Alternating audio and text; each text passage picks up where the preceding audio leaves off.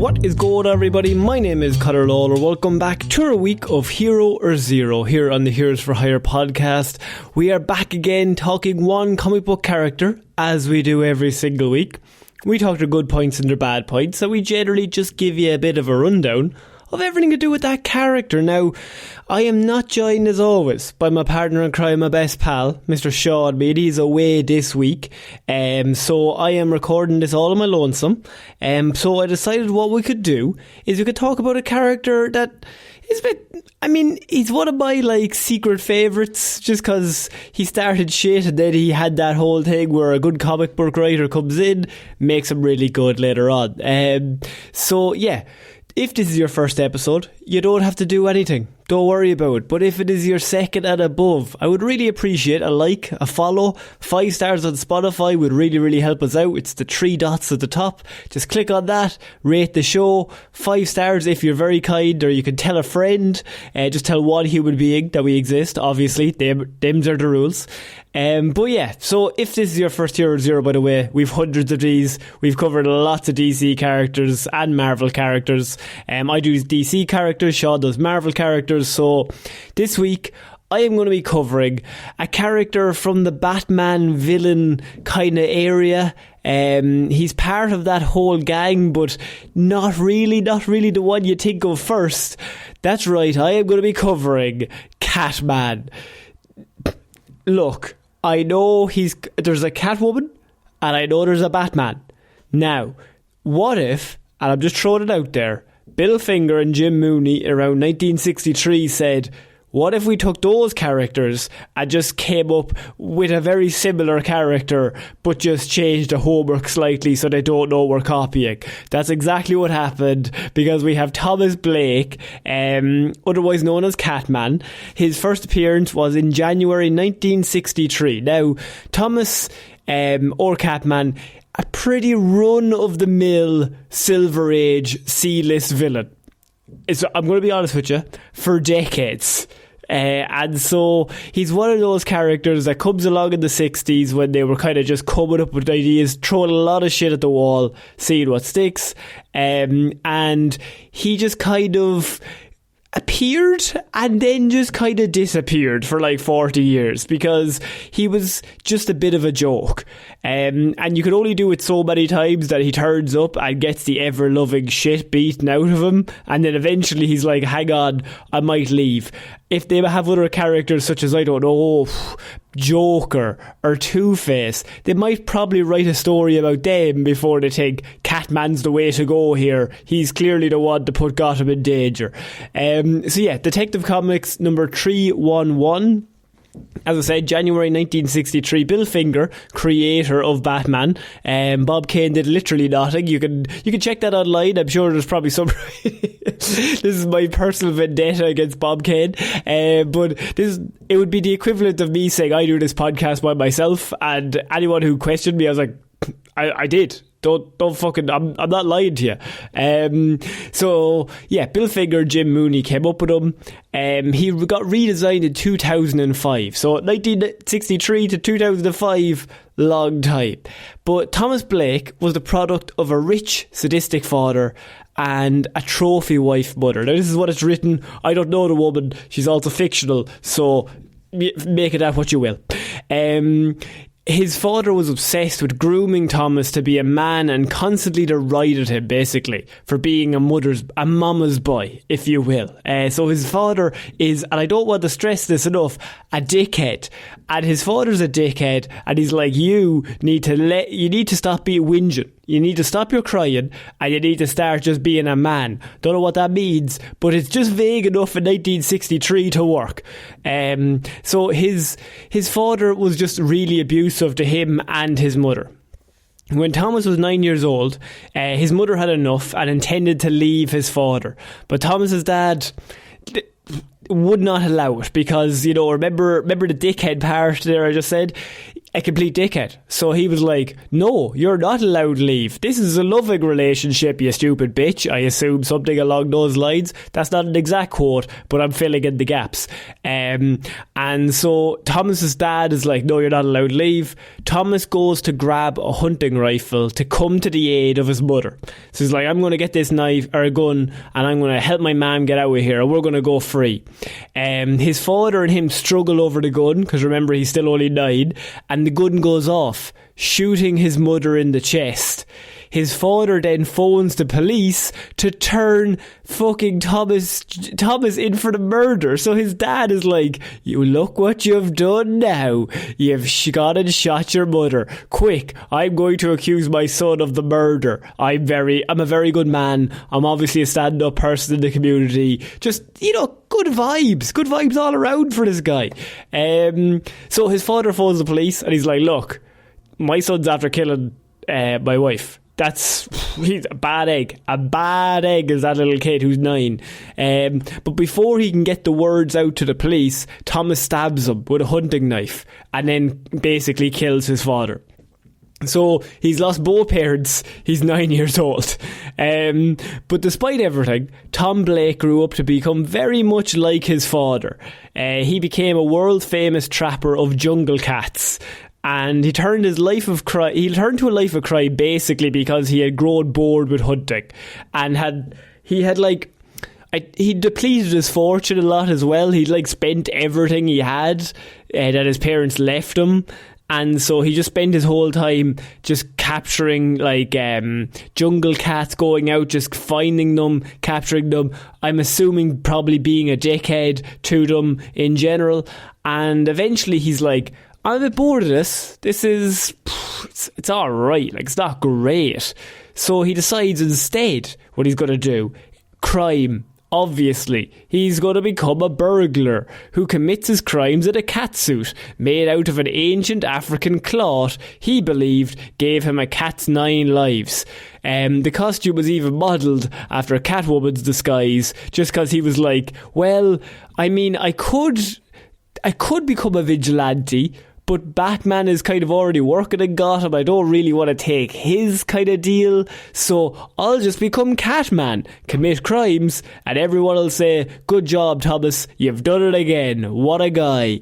So he becomes Catman, and he just kind of, does the usual criminal spree from 1963, in which he does the Catwoman thing. He's only doing crimes for things that are cat-based or cat-themed. He's going to the museum. He's stealing an absolutely beautiful cat ornament for no reason. He's walking past several things worth way more, but that looks like a cat. So it's just kind of the deal back then. They all just kind of did it. You had to rob, or you had to basically steal whatever was working with your team at the time, because otherwise you look ridiculous.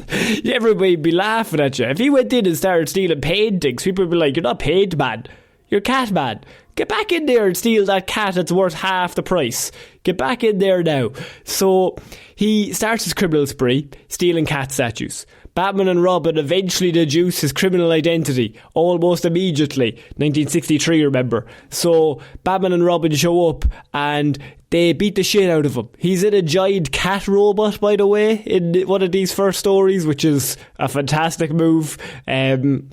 Batman shows up just himself. He's like, no, you don't have a big bat robot. That's your mistake, Bruce. I've got a big cat robot. The heroes, however, destroy the machine, and Catman tries to escape. He's carried away by a nearby river, after which he is presumed dead. This is going to be a theme that I'm going to touch on in this report quite a few times, in which he seemingly dies a lot. His whole thing was, he's dead. Oh wait, no he's not. He's back again for another story. So you'll find out that every so often Batman and Robin show up, they beat him up, and then he falls off something, or he gets caught under something, and they're like, well, there's nothing we can do. He's definitely dead, Robin. Let's go home. And then 5 issues later, or 5 years later, this fucking E just shows back up. Just completely fine. Nothing wrong with him. He does return to Gotham soon with a new plan. During this time, he recruits Batwoman, and Blake provides her with a Catwoman costume. So now Batwoman can be Catwoman. And, perfect. That's the best way to go about it. Now he's got his own partner. And this was a mistake, however, because Batwoman immediately led Batman and Robin to the hideout, and he gets the shit kicked out of him. He tries to retreat on a boat, which crashes into the sea, apparently killing him again. So, once again, turns up, commits some crimes, gets the shit kicked out of him, dead. That's kind of the situation we're in on a loop here. It's later revealed, though, that the reason why Catman keeps surviving these immediate death situations and deadly accidents is because of his catsuit.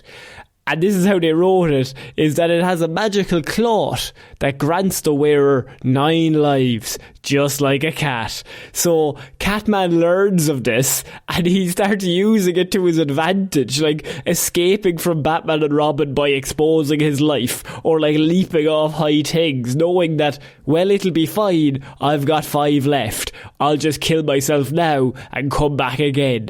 I mean, it's fucking mad, it's silly, but very funny to watch the villain oh no, I've got no other options. You know, how when they in movies or in TV shows they chase them to the end of the alley and you're like, there's nowhere to go, now you gotta come with us. No. He then just fucking shoots himself, or takes acid or something, or takes cyanide pills, and then he's dead. But he's gonna come back eventually, because he's got 9. You wouldn't want to lose count, by the way. So what happens then is he exposes his life multiple times, but he keeps coming back, and eventually he gets taken to prison. And so several years later, he comes back to Gotham again. By the way, when I say several years later, I mean years later in real life as well. So he appears, 5 years pass, he comes back for 1 issue, Batman kicks the shit out of him, he goes away, same thing over and over again. So several years later, he returns to Gotham, and he starts committing some crimes, and Catwoman is blamed for them. It's kind of these are cat-based crimes, there's only one other idiot that I know of, and he's definitely dead, so it has to be you, Catwoman. She's it's not me. And then through that logic, they're wait, this fucking idiot is back. In which his new plan is he wants to create a criminal haven in Greece, or a criminal retreat. Batman and Catwoman track him down and beat the shit out of him and send him to his apparent demise again. Although, because of the magical properties of a suit, Catman survives. But what happens with this is that he does manage to capture Catwoman and retrieve his costume at the end of this. They steal his costume so he can't survive anymore. He does learn that his magical costume doesn't work for anymore.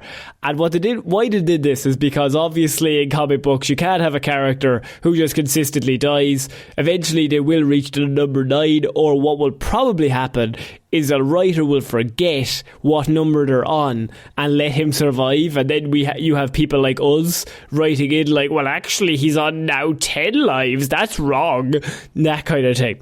You didn't really want to put yourself into that situation, so let's just have the suit no longer work. It's just, the magic is gone, just a vague enough reason that you don't really need to explain. It just no longer works, so now he can die just like the rest of us. Which, to be honest, that's going to be a tough break for old Tommy, because he dies a lot. He's so shit at trying to stay alive that this seems like a bad idea. So what happens then is years pass. I'm talking at least 20 years in comic books, in real life and in comic books. And so no writers really want to use him, because why would you? Like, Batman's got the Condiment King, he's got all those joke villains, and they all just kind of show up, they lose, they leave. They're always the villain, I always think of them. They're the villain that Batman's fights at the start of an issue or the start of a story before, like, Riddler or Two-Face or Bane reveals their big plan to be like, while you were fighting him, I had planted bombs in the fucking orphanages, Batman. That kind of thing. They're kind of the level that we're talking. So he disappears. And Kevin Smith, very famous person Kevin Smith in real life, he started writing for the Green Arrow comic books around 2001, I think it was. Might have been 99, 2001, somewhere around then. And he liked Catman.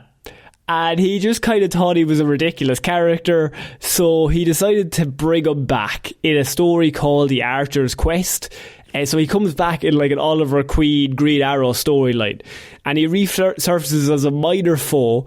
And this is really where Kevin Smith kind of delves into the ridiculousness of this character, in which he kind of reveals that Catman has become a pathetic loser, basically, in the preceding years. So once he could no longer survive death, it's seen that he kind of just stepped away from crime, but not really, just people stopped asking him to help. So he's like completely overweight, he's looked down upon by the other villains. Green Arrow kicks the shit out of him without even trying. His hair has been dyed jet black because, in his own words, he thought that the black hair made him look tougher. Now, still a very bad man. He's hitting his girlfriends at the time. So, still absolute dickhead, Thomas Blake. But now there's like a sad element to it as well, which I think there always was, but it's gotten worse. And he even like wears his old costume underneath his regular clothes in case something happens, which is like, dude, come on, you're a villain. And so this, in that story, that's kind of where our first introduction to him coming back into the new century. And it's just kind of like, oh, Catman, what are you doing? It's just sad, man. It's just really sad. But then what happens is, in 2005, a storyline comes along by one of the best comic book writers in the world, Gail Simone. And she loves Catman. You can just tell that just really loves that character. And so they did a story called Villain United and the Secret Six. And it's really obvious that they love writing this character, making him quest for redemption, but forever unable to see just how odd his desire is. So within that, it's basically the idea of like, he constantly wants to have a heart of gold. Like, he wants to just be a good person, but he's always a brutal killer who's always doing bad shit. And it's like a constant dichotomy, or a constant like, you're never going to get to who you want to be if you keep doing what you are. It's like a tragic story. So like, it only takes one writer, like Gail Simone comes along, looks at this character and is like, this character's been shat on for 50 years. I can bring something unique to this. There's a weird idea that I can come along, and we talk about it a lot on Hero Zero.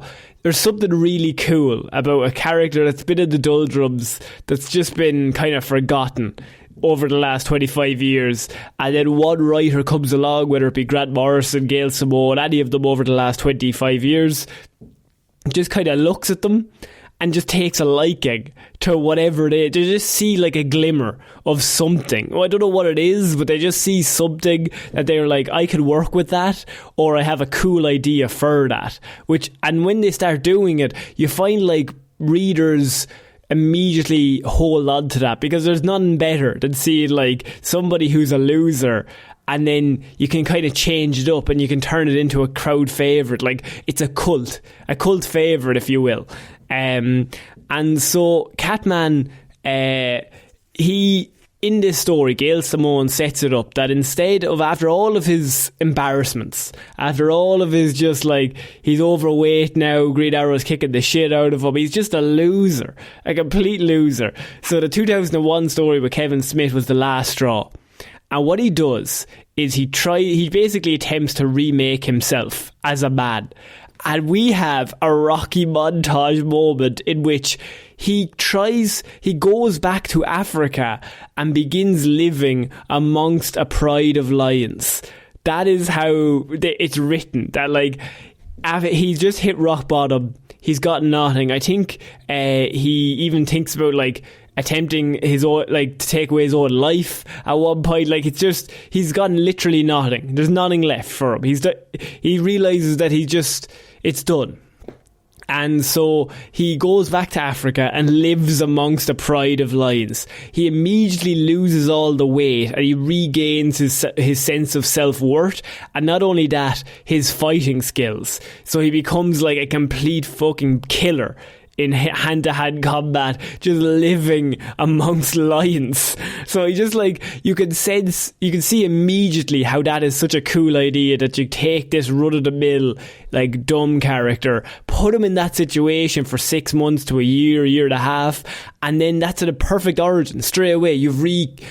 That character has been rekindled immediately. That like, well, now it explains. If he shows up and he starts fighting Batman and he starts like 50-50 in that fight, that it's kind of even, it's a lot more understandable than if he had just showed up with no real background and you're like, well, Batman really should break all of his bones.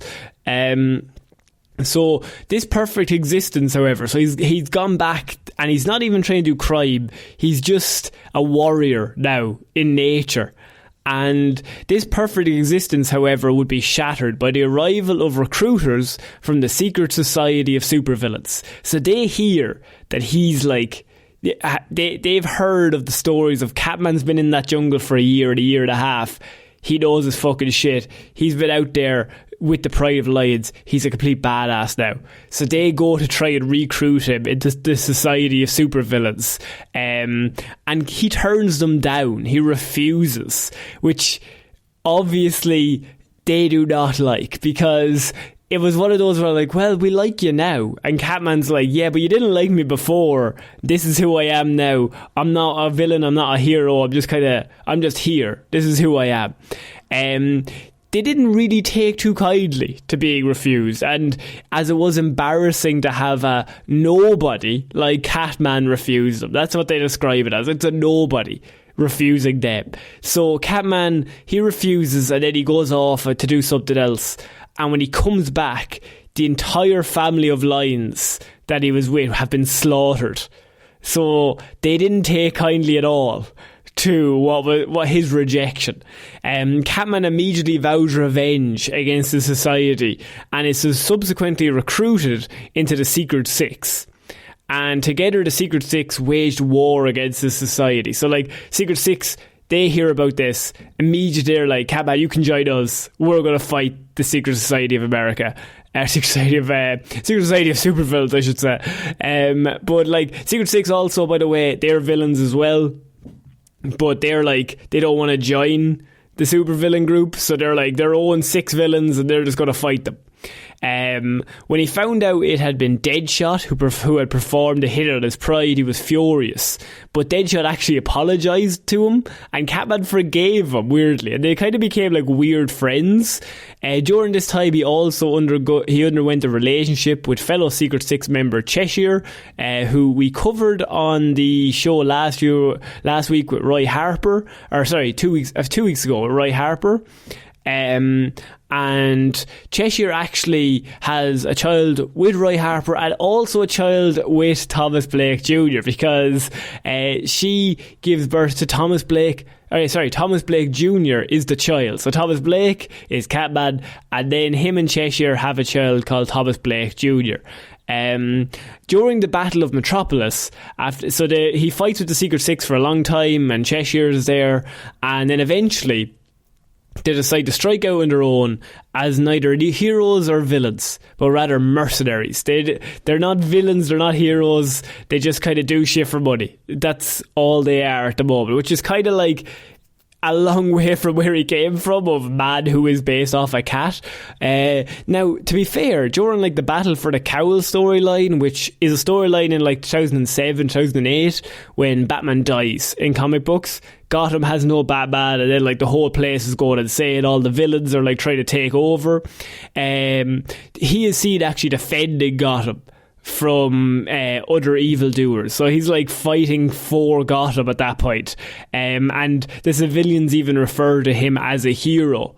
And he finds it really weird and surprising, but they do. And it gives him like this weird, like good sense that he's never had, that people like him. And I wanted to finish on a story called Cats in the Cradle, in which Catman receives a call saying that unless he kills all of the Secret Six, his son will die. And Catman says no, he's going to track them, the kidnappers, down, and he will kill them and get his son back. So kidnappers have rang him and they're like, we've kidnapped your son, kill all the Secret Six, or you're never going to see him again. He tracks down all of the kidnappers one by one, and he kills every single one of them. And when he reaches the employer, he discovered that Thomas Jr. had actually been kidnapped because Cheshire, his mother, had killed the man's wife and child while on a mission. So they basically, Cheshire she's an assassin, as we talked about in the Roy Harper show. So bad person. So she did a hit job on this man's wife and child, and this man now wants revenge, so he's kidnapped Thomas's child. Makes perfect sense, but obviously Catman, he didn't start any of this, he doesn't know anything about any of this. He's just like, that's my kid, like, you can't do that. The man then revealed that Thomas Jr. was safe. He had actually been adopted by a normal family and would grow up away from the dangers of having such infamous parents, and that if Catman truly wanted him safe, he would leave him alone. And Catman agreed, but still killed the man in the end. So Catman agrees to it, kills the man, because it's like, you kidnapped my son. And then he says the famous line of, Thomas Blake Jr., my son, wherever you are, rest in peace. Rest in peace. And so that is how Catman kind of comes into the New 52, and they can kind of change it from there. But that's one of my favourite Catman stories, of just like the transition from 1963 to then. Night and day. And it only takes one or two, like Kevin Smith kind of took him down to the very bottom, and then Gail Simone kind of comes in 2005 and is like, what if we took this character that's a loser and made him go back and live amongst like a pride of lions for a year, and he just becomes one with nature and just a psycho. And I think it works so well, because when he comes back, he's just a complete badass. So in terms of powers and abilities, he's got a genius level intellect. Hand-to-hand combat, he's very advanced. It was basic and now it's advanced. Hunting and tracking is something he's excellent at. He has no superhuman abilities, but he can track a scent for miles. He's got survival, weaponry, athletics. He's obviously got the cat suit that used to have magical properties. He has enhanced senses. And he also has, like in the olden times, he had like catarangs and shit like that. But he also has a partner in crime that is his tiger Rasputin. And Rasputin is considered a weapon by many. And Catman has a strong bond with the Siberian tiger. That's right, he has a fucking Siberian tiger with him at all times. He also had a Catmobile once, which is that's just silly, can't be fun in 1960s. But yeah, so that is my report on Catman. A character that I don't think gets talked about enough, but has one of the best transitions in comic books from like zero to hero, that kind of fits in with this show. But yeah, so one of my favourite Batman villains, just in terms of how far he's come. Starts terrible, takes 50 years, but eventually he gets there and he becomes like a cult classic, someone that people like just because he's a badass. So yeah, if you liked the episode, that's going to be the end of the report. But we have done hundreds of other characters on Hero Zero, covered lots of DC, lots of Marvel, lots of stuff. We also do reviews over at our Patreon. If you like movie reviews, we now release one every single month, and the patrons recommend a movie for us and we just give it a review, see if it still holds up. It's mostly superhero movies, but now it's kind of evolved into any movie. We also have, of course, our Heroes for Hire show on Mondays, in which we do movie news and weird news back to back. So if you are interested in either of those shows, there's timestamps on the Monday show, so just go straight to the time that you want. Whether you want the movie show or the weird news show, you can go there, it's all in one episode. So thank you very much to everyone for listening.